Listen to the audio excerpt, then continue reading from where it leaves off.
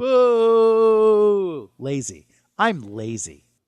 And the home of the brave.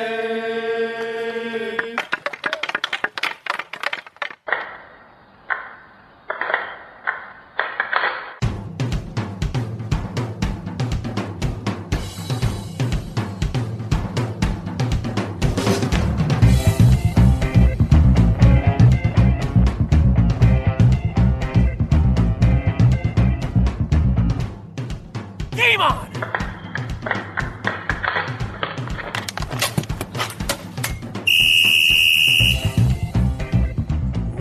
Welcome to episode 99 of the Hit the Deck podcast, where we talk deck hockey, street hockey, ball hockey. It's hockey in sneakers. And episode 99.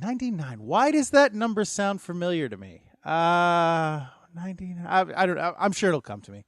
No matter.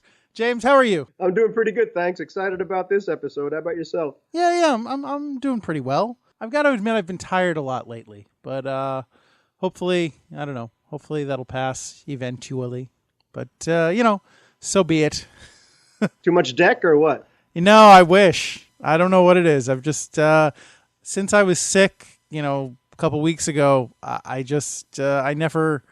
don't know if I never fully recovered or if my body just never quite got back into I'm often tired, so that's nothing new, but I've just been kind of chronically tired the last week or so after, since I recovered from my illness. So we'll see what happens. I don't know. But how are you feeling? Okay. Yeah, but I kind of feel the same way because personally for me, I suffer from allergies pretty badly. So when the seasons change, It's not good for me and other allergy sufferers out there. So that could be part of it, especially when it gets a little warmer and then it's a little rainier and things like that. So that kind of wears you down. But you can't keep a good rhino down. So I'm sure you'll be back on your feet 100% pretty soon. All right. Thank you. Yeah, I have allergies as well, although fortunately it was only the first couple of days that it really hit me hard. And that was when I was also getting sick. So I don't know how much of it was one and how much of it was the other. But I have, knock on wood, I've been doing reasonably well with the allergies so far. So hopefully that continues. All right, cool.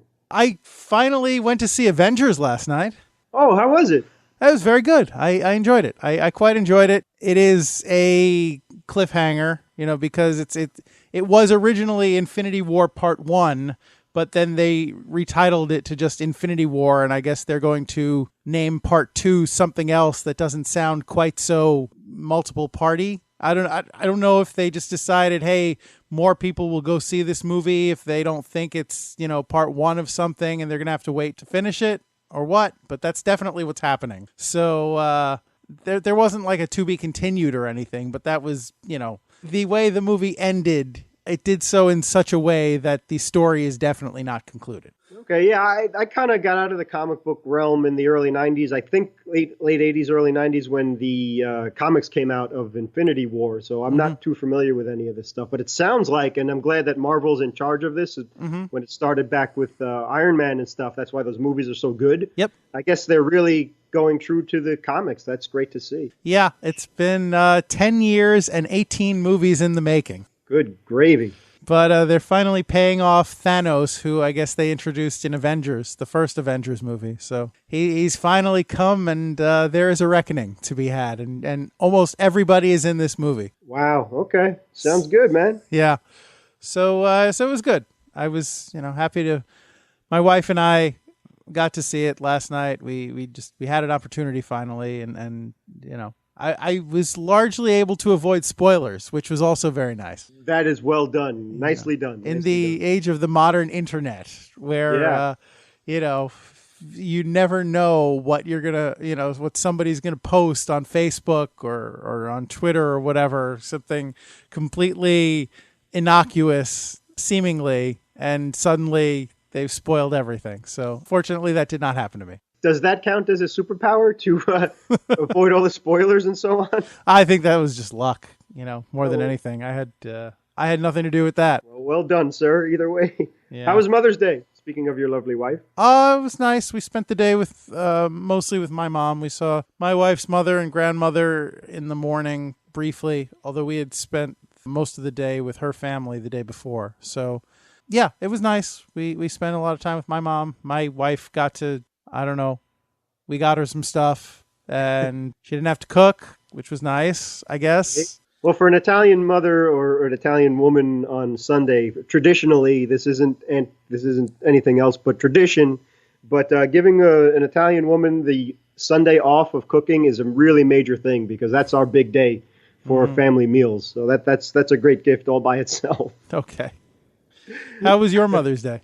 Speaking Pretty good. Of tradition and family. Absolutely, yeah, and a mother who wants to feed the whole world. That's my mom. But yeah, my dad did the barbecuing, so that was nice as a gift to her. And then we didn't see my sister-in-law or my brother or my niece and nephew, so we'll do that this weekend. So that was kind of my sister-in-law's gift from my mom. That's the generous mother and loving mother my mom is. So didn't have to buck traffic and go on up and see us. So we're going to kind of have Mother's Day 2.0 this coming weekend. Okay, well, enjoy. Thank you. Sure. Anything else going on? Last week. No, go ahead. Yeah, thank you. Did you happen, at the recording of this podcast, did you happen to see the intro of Game 3 of the Western Conference Final? I only saw a little bit of it on Facebook, but I haven't been watching the playoffs, so I didn't realize this was a thing, but I guess Las Vegas has become known in their short existence as a playoff team, has become known for their pregame spectacles before playoff games. So it seems like you saw more of it than I did. So why don't you tell us about what they happened to do for the game the other night? Okay, yeah. It's that slogan, what stays in Vegas. What happens in Vegas stays in Vegas, yeah. There you go. That I think that should go for this too. I get it, Vegas, whatever, but the intro was really extremely elaborate. And if you haven't seen it, definitely you could Google it. But first of all, it starts out and the graphics on the ice and stuff, and there are actors and actresses all over the place, and it was interactive. And then at one point, some guy comes out skating on the ice with a Winnipeg Jets flag, obviously the opposition. And then a Golden Knight came out on the ice, and two actual men, and they battled it out, with his sword, and they had a sword fight in the middle. And at one point, the Winnipeg Jets guy drops his flag. So we were talking off air before, Gary, if this were the Rangers or any favorite team opposition out there, I would be really upset if that were my favorite team's flag just dropped on the ice carelessly like that. But as you properly said, if it was another flag, that would definitely be no excuse. Yeah, I mean, if it was the American flag, that would upset me. But as far as the Rangers flag goes, I mean, whatever. It's competition. It's mind games. It's trying to get your fan base riled up, and the other team maybe put the other team off their game a little bit. Honestly, I guess it worked because Vegas is up 2-1 at the recording of this podcast, and good for them. But honestly, what matters is what happens, between the whistles. So I'm not that worried about my team's flag getting disrespected in that way. It's not that big a deal to me personally. But yes, you're right. It did work in spades, but we'll get to that in a few minutes. But at least they were kind enough to make the actor go back, pick up the flag, and then he just gets hoisted into the air and he disappears. It was amazing. They had a little cable on him. And then all of a sudden the Golden Knight's like screaming, wants to fight and kick his butt.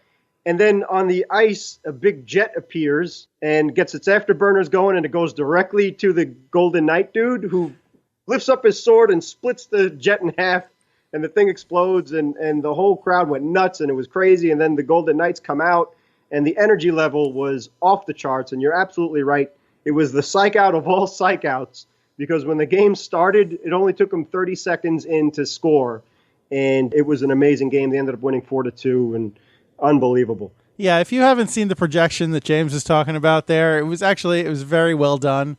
They made the ice look like, through the use of projection imagery, which has become popular in NHL arenas, but I haven't seen anything to this level before. But basically, they made the ice look like a runway, and so they had the jet, which is the logo, the symbol for the Winnipeg Jets. They had the Winnipeg jet at the end of the runway, and as James said, it kicked in its afterburners and started its takeoff approach or whatever towards the other end of the ice, and right at the spot where the knight was standing in a spotlight, as it hit the knight, I can't imagine the split-second timing they must have needed to choreograph this to make it look like it did, which was great. The knight lifts up his sword. I'm putting up my arm as if to swing a sword upward, which you can't see, obviously. But there was delayed penalty. Sorry, go ahead. Yeah, no, that's fine. So yes, delayed penalty. So he kind of lifts up his sword as if to cleave the jet coming at him in two, and the projection, right as if he actually did, the projection splits off into two halves, which then go crashing into the end boards and explode. Which, again, this is all done with projection, so nothing actually. But I mean, just the way they're able to map the ice and make it look that effective is just remarkable. And the best touch about the whole thing, speaking of jets, is they had our U.S. jets fly over the arena. And I think, if I read that correctly, it was the first time that jets have ever flown over an indoor arena. Usually it's like at a baseball stadium or football stadium where it's open, or NASCAR. They're known for that as well. And that was a nice answer because, hey, listen, all due respect to all other countries, but the U.S. Air Force is the best of the best. So we got the better jets. All due respect to the Winnipeg team, but I'll take the U.S. jets anytime. Yeah. Well, that's all that Area 51 stuff, right? That secret cutting edge technology that they're testing and supposedly. Sure. Hey, listen, you and I grew up with G.I. Joe fans, and those toys were insane. And they were all based on real U.S. jets, including the F-14 and the Phantom. I mean, gosh, those toys were awesome, but the real ones are even cooler. I had a plane. I don't think it was based on a real plane. It was a G.I. Joe plane. And I don't remember what it was called. It was black, and it was almost teardrop shaped. It was a very sleek plane. It wasn't like... It wasn't a stealth fighter? No, it wasn't. I guess it was kind of reminiscent of the Blackbird, but yes. It wasn't that narrow. It was tapered. I don't know. I don't know how to describe it. It was... I'm sure maybe if I'm feeling so inclined, I can look it up and post it, link it on one of our social media platforms. We'll see. We'll see what happens. Cool. No promises. All right. But yeah, so, good for Vegas and good for Washington. Good for both those teams. I think there's a game tonight as we record in the East. So I don't know, what the situation will be by the time this podcast drops. But the playoffs are being hotly contested. Nobody's running away with it. So good for them. Yeah, Tampa came back. So I believe Washington's up 2-1 as we record. Yeah, thereabouts. But yeah, I haven't really been paying attention to the Eastern Final, which I should, because it's in our backyard, more or less, and obviously that's where the Rangers play. But the Western Conference Final has really been crazy. So entertaining stuff all around both conference finals, as a matter of fact. So yeah, exactly. Washington's not running away with it either. So that's what playoff hockey's all about. Yeah, nobody makes it easy, and nor should they. No, and they're all really great teams too. You got to earn that big silver bowl.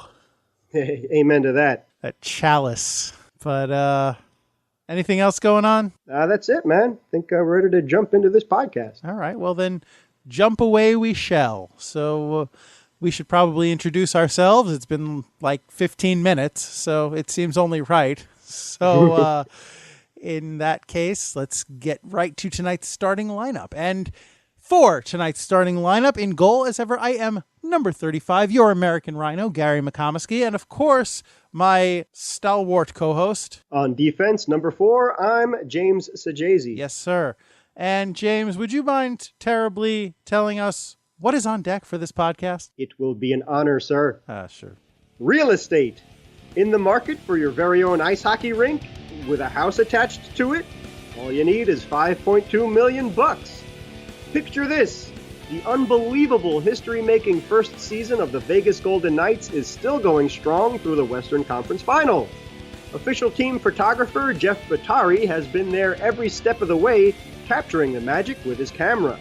And great one, HTD. It doesn't take much of an excuse for me to gush about the great one, but this time it's much too obvious. Thanks to you, dear listener, the American Rhino and I have made it to the most important of numbers in hockey, episode 99 of Hit the Deck. And that's what's on deck. Thank you, James. You're welcome, sir. Oh, boy. Well, so are you in the market for a new home, James?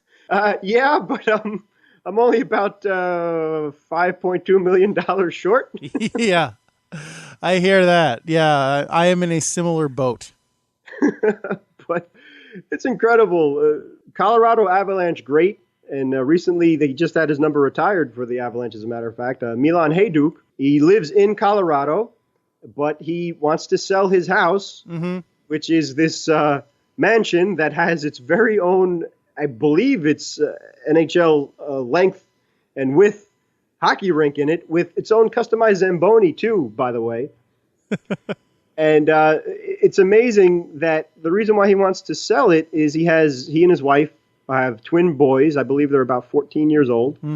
And he wants to move closer to the league that they play in, because I believe either he's a coach or whatever their league is, it's about an hour away. So instead of having everybody come to his house to play, he wants to get that. That's what an amazing father and mother these young men have. And it's the same old story in hockey, how family-oriented the sport is, that he wants to move closer to where they practice and play because it's about an hour away, and he wants to cut down on the commute. So he is going to give up his own personal rink for the sake of his sons. You think he could get one built in his new home? I guess. I mean, the current one that he's selling now, it's 16,873 square feet, and it's on a 2.25 acre lot. It has 6 bedrooms, 4.5 bathrooms, 3 laundry rooms, 7 fireplaces, and a 5-car garage. And that's not including the ice hockey rink. I like that they detail it as being a custom Zamboni. I have not seen a picture of this Zamboni. Do we know how it is customized specifically? Does it have his face on it? I don't know. It's that's big toothless grin. That's a great question. I'd like to know why it's customized too, but I have not seen a picture of it. I guess maybe we need to reach out to the real estate agent.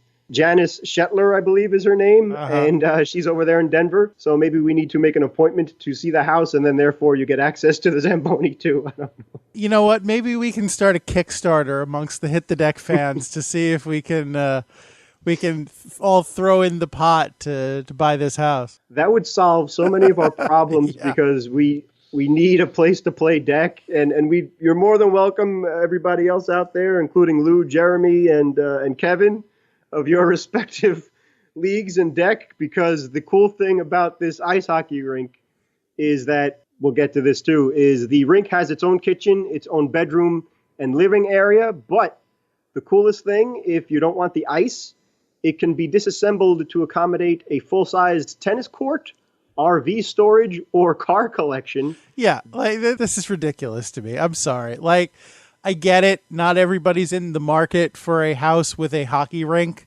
You know, it takes a special kind of person to want their own hockey rink attached to their house. But I do. Yes, I wouldn't mind having one as well.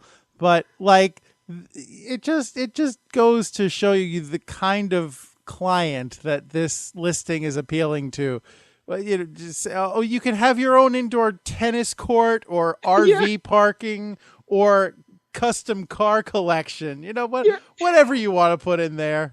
Like, what? I'm sorry. I just, if I'm in the market for a home, the first thing at the top of my list is not where am I going to park all my RVs. Like, I'm sorry. I don't. But exactly right, sir. Yeah, the car collection was a really nice touch. But the point I'm trying to make is that, yes, it's an ice hockey rink, but if it could do all those different things, then obviously it could be a deck hockey rink too. Sure. Yeah, just you can take out the ice machine and the pipes, just leave the boards. Yeah, exactly. Or like what they do at MSG or other places, they just cover up the ice. So you can put the deck surface there. Now, that's the other thing, too. Speaking of very rarefied air, what does it cost to maintain an ice hockey rink? I don't know. The Zamboni itself. And Zamboni then maintenance. The ice. Yep. Yep. The temperature and the consistency. Sure. God bless, man. And I got to say, if you can afford a $5.2 million mansion and you can afford the rink maintenance and the Zamboni and all that, you could probably also afford a sport court to put in there to play deck on. Absolutely. Lay that over the ice and go to town. There you go, man. I mean, there's really no excuse. Well, I can think of about 5.2 million excuses personally, but that's just me. Well, yeah, in podcasts past, we talk about every once in a while, I'll just admit one of my fantasies. And one of my other fantasies is, yes, to have a house. Careful, James. This is a family show. No, exactly, yes. It's all good. I want my own batting cage, and I want my own ice hockey rink. Hey, honey, what jersey are you wearing? 99, baby. Oh boy. Okay. Is that a hockey stick in your bag, or are you just happy to see me? Blow the whistle. That's it. There you go. That may be a game misconduct. Yeah. All right. Wow. Okay. Where was I? Where was I going with this? I have no idea. Oh yeah, I remember. Hey, if we get this house, can we write it off as a business expense? Hey, there you go. Yeah. Great idea. To facilitate the podcast. I'm sure, with all those rooms, one of them could be set up as a podcasting studio. Now you are talking, American Rhino. Mm-hmm. Sure. We could host tournaments and stuff. We could, the Hit the Deck Invitational Classic. I'm sure I could come up with something else if pressed. But yeah, that sounds like a business expense to me. I hope you're listening, Uncle Sam. Help us out. We'll be sure to keep the receipt on that one.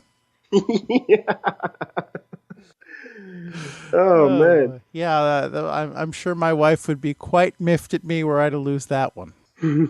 Yeah. Well, with all the income we'd have from the podcast and the tournaments and stuff like that, yeah. Well, you know how we rake it in with the podcast. Oh boy, it's hard to keep up. Boy, howdy! It's like Scrooge McDuck's money bin every week. Oh boy. Okay. Yeah. Well, anyway, yes. So, I guess the upshot is, if you are in the Colorado area or willing to move to the Colorado area, and you are in the market for such a home, in fact, can be yours for the low, very astronomical price of $5.2 million. And Gary and I are your new best friends, by the way. Yeah. I would have to be a mile high to even consider such a thing. Well, when we go on that road trip to watch the Rangers play the Golden Knights in Vegas, Colorado isn't too far away from there. I mean, it's a lot closer than New York, so it just makes sense. Mm-hmm. Oh, that's another write-off. We can do high altitude podcast training. Hey, it may just help our allergies. Yeah, maybe. Although then you have to, account for when you're cooking, you have to use the high altitude baking instructions for the oven, because things cook differently in the thin air. So you have to, they have special instructions on the, do you know what I'm talking about? I did not, but my mom and sister-in-law are bakers, so they would definitely know what you're talking about. I just eat. I don't know how to cook or bake. Okay, fair enough. But that makes sense on a scientific point of view. Mm-hmm. All right. Well, anyway. But I mean, that does tie in because the rink has its own kitchen. So you're right. Okay. Ah, yes. So when you're cooking in the rink's kitchen, you would want to use those high altitude instructions. Right. Thank you, sir. Sure. But yeah, speaking of the Golden Knights, as we were before, really fascinating. It's amazing to think that it's truly their inaugural season. The Vegas Golden Knights did not exist before this current hockey season, and they're still going strong in the Western Conference Final. It's unbelievable how good they've been all year. And catching all of the action along the way is a photographer named Jeff Batari. He's had the privilege of doing so. It just so happens that they're having such a successful year and history-making year, too, because I don't know about any other sport, but definitely in hockey, this is unprecedented that a expansion team in its first year has done so well, and convincingly well, too. It's not a fluke or anything like that. But being a sports photographer, speaking of write-offs and stuff like that, it sounds like a really incredible job, and it sure is an important one. And there was a brief documentary put together by a media and marketing company called Libris or Libris. I don't know how to pronounce that. Pardon me. Again, my sister-in-law is a photographer too, so she would probably know that. A lady by the name of Kristen Twyford, I believe, interviewed Mr. Bottari, and in that interview, he talks about how the software, Libris software, I believe, helped him do his job so well and efficiently. And as Gary was saying before, it's a must in this day and age because of social media. So you get the pictures immediately, you put them, he has them hooked up to his computer from his camera, and then that goes up to higher ups at the Golden Knights team, and then they approve of the pictures or whatever the case is, and immediately, within seconds, literally, they can put those pictures up on Twitter, and it's basically in real time during a live game or pre-game, and so Instagram, Twitter, Facebook, it's all up basically instantly, and it's really fascinating. I've got to say, I've always thought sports photographer must be a very stressful job, especially in something like hockey, because the game moves so fast, and you have the puck can be anywhere in like seconds, and you don't want to miss that dramatic moment of the game-winning goal. Or sometimes you see such great shots, like the goalie looking and watching the puck go over his shoulder, or making that crazy save, like laying out to or whatever. But it's just to think that you have to have that. It must be instinct for the timing, and well, it must be partly instinct, and it must also be just so many pictures taken per game. Just for a regular average game, I would imagine that your average photographer has thousands of pictures to go through after that game just to, try and find one or two gems. And I can't imagine that kind of job. So, hat tip to them. Well, to this guy in particular. What was his name? Jeff? Hat tip to Jeff I'm very friendly. I notice I'm on a first name basis. Hat tip to Mr. Bottari, I guess, for being able to have the job and do it well. Exactly, and great point, too. One of the things that I think is appealing of the NHL is how state-of-the-art the sport is and how advanced it's been. Obviously, we just recently celebrated the 100th year of the NHL itself, and the Stanley Cup is recently, was it like 125 years old, I think? It just recently had its birthday, too. I don't remember. We talked about it on the podcast, and that was so many episodes ago. I can't remember what we talked about on the podcast last week, so forget it. Well, that's the benefit of having an app and Podbean and all that stuff. Yeah, anyway, I can go back and listen to the podcast and see what we talked about last week. But yeah, it just seems to go hand in hand with modern technology, and that's an excellent point. With the modern, there's no more film anymore. It's all digital. So exactly, you could take literally thousands of pictures at a time, and you're going to get one or more great ones, as opposed to having film and you had to save those bullets and really wait and hope. But the other great thing about what Mr. Bottari is doing is that he's proactive. And as you said too, Gary, he's looking for as many angles to shoot from, much like a winger would. He even uses remote cameras. So he has cameras all over the place, including the net camera, which we all know about. And then there's cameras from the ceilings and the rafters, and he captures fan expressions and reactions and different points of view, which even stands out from other teams in the league. Not too dissimilar from what our friends in the RSHL are doing. Exactly right. So they're definitely on the right track. And the other thing about the netcam is, you'd appreciate this, as you were saying too, about the action shots of amazing saves or goalie reaction. That's exactly what it's for. And some of the examples, we'll have the link to even Mr. Bottari's website too.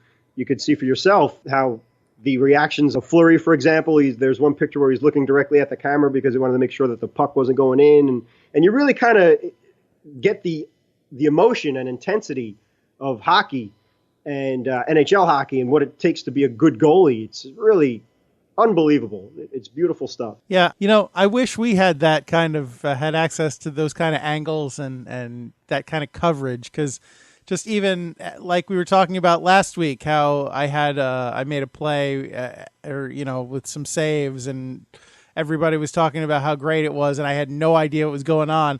I really would like to be able to go back after the fact and look and see what I did, in those situations, or or the converse, which is to say sometimes I'll see a shot and it'll wind up in the back of the net, and it's like, how did that beat me? I thought I had the angle entirely covered. How did that possibly go in? That especially happens with bad angle shots that find their way into the net. Like, it's like, what, where was the hole that must have been the precise size and shape of the puck? Because I wish I had that, access to that. So it really is a great resource, I guess, for the fans, certainly, but probably for the team as well. Yes, exactly right. And getting back to what you're saying there, too, is you and me both, because there have been many a time when I thought I've screened you, or at least I was trying to block a shot, and somehow the shot gets through me first, and then maybe miraculously gets through you, too. And so a lot of times I've been completely baffled how that has happened, but that would be helpful, too, to see and prevent that from happening in the future. But exactly right. These pictures are used to promote the team, which really hasn't needed much promotion at all because it's just been such a magical season. And I don't think the league could have dreamt of something more incredible than this first year of the Golden Knights. Yeah. The benefit of being in Las Vegas, it's basically, so many people, the majority of the people there are tourists from all around the world and not just the country too. And the NHL having that spotlight, it's phenomenal. And this is just big help for that. And these exciting pictures, incredible action. And the other thing, too, is that Jeff Batari mentioned that these photos can last forever.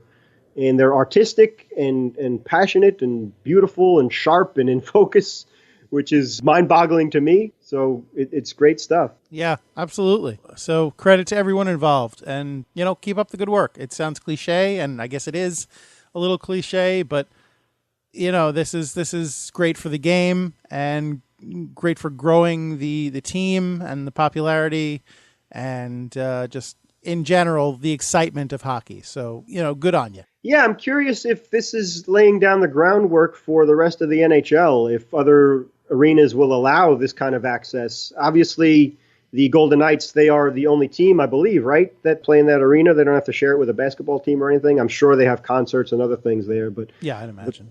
That's the benefit of Vegas, though. The competition there is each casino has its own arena for shows and bands and live performances and things like that. So sure. I guess it's no different there at T-Mobile. But I'm wondering if this is what the other teams in the league will do now. This will be protocol. It's really amazing how well it's gone.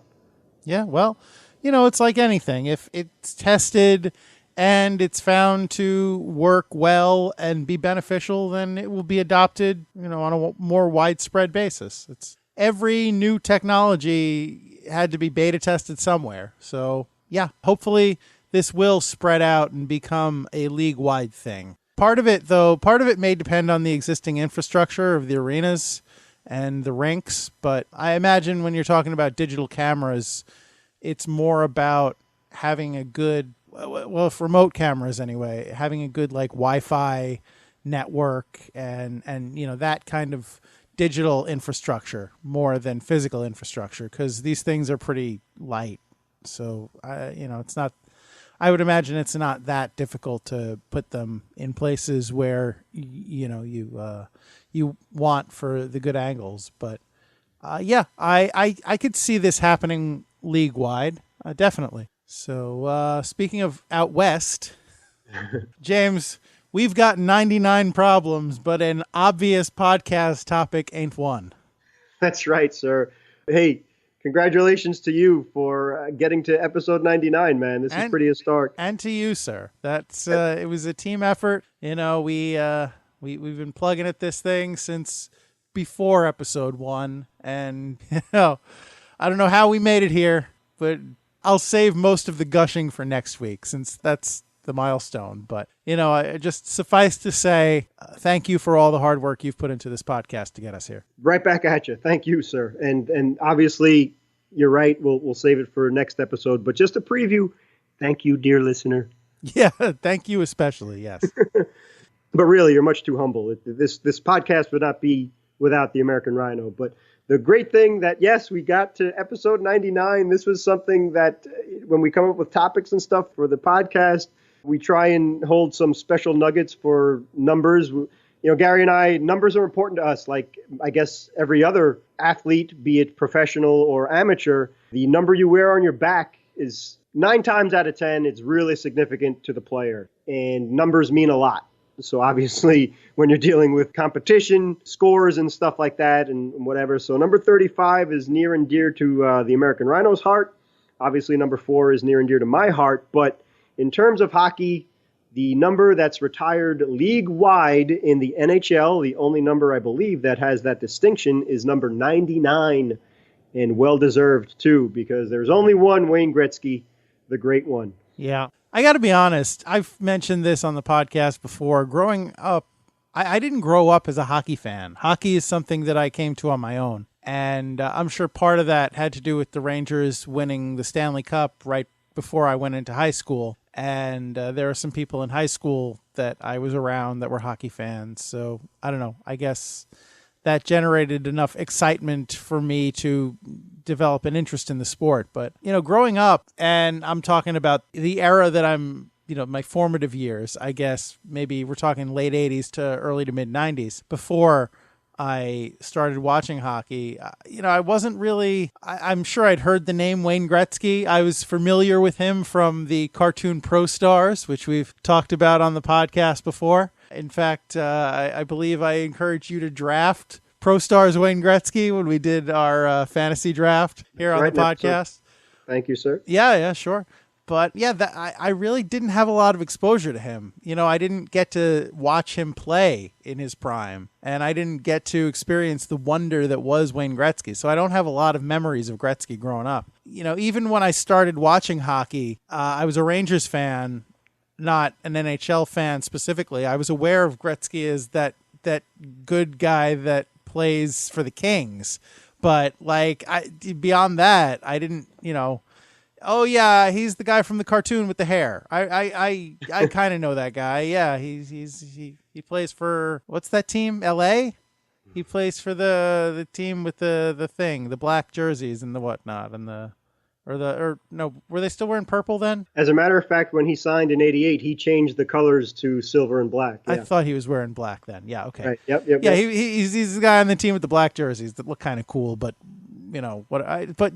West Coast team, I never saw him. So, honestly, I did not become familiar with Wayne Gretzky. I didn't get to watch him play really until he signed with the Rangers, where he played his last 2 seasons in the league. And, that was great. And even at the end of his career, he was still better than most, but he wasn't like the great one. In capital letters. He wasn't, in his prime, head and shoulders above everybody like he was earlier in his career. So I feel like I missed out on a little bit, but even still, he was a class act and he was obviously a great player. And I was glad to have had the opportunity to watch him retire. So that's something that I will never forget. Yeah, so I don't have a lot of Gretzky memories or memorabilia or anything to share, but James, I know you're a lot more familiar with him you grew up a lot more familiar with him. So if you wouldn't mind sharing some of your Gretzky stuff with us, I'd appreciate it. It'd be a pleasure. Thank you, sir. Yeah, for all the other times that we've brought up Wayne Gretzky in the past, this time we'll just stick to memorabilia. And I have mentioned this before, but it bears repeating. My very first hockey stick ever, I think maybe I was like my 9th birthday. I don't even remember. I was a little guy. And it was a red Master 99 Titan. That's why I love the brand Titan. And it was a Gretzky specific stick. I still have it to this day. And that's the first stick I used and learned how to play hockey with. So it's very, very near and dear to my heart. Speaking of the Rangers, I have an authentic Ranger jersey that my brother and sister-in-law got for me for my 21st birthday. Because in 1999, I turned 21. That's right.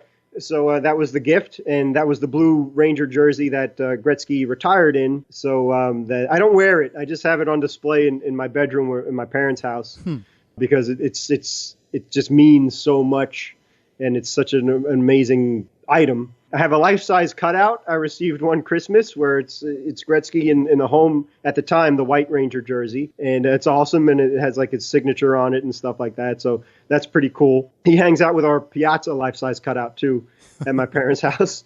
If you've seen the movie Home Alone, you know what I'm talking about when he had when Kevin had the fake party going on and he used a cutout from Michael Jordan. So that's what we have for Gretzky and Piazza. Do you do that with your cutouts? Do you have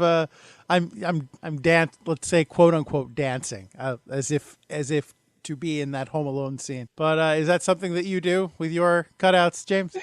No, I'm not that creative.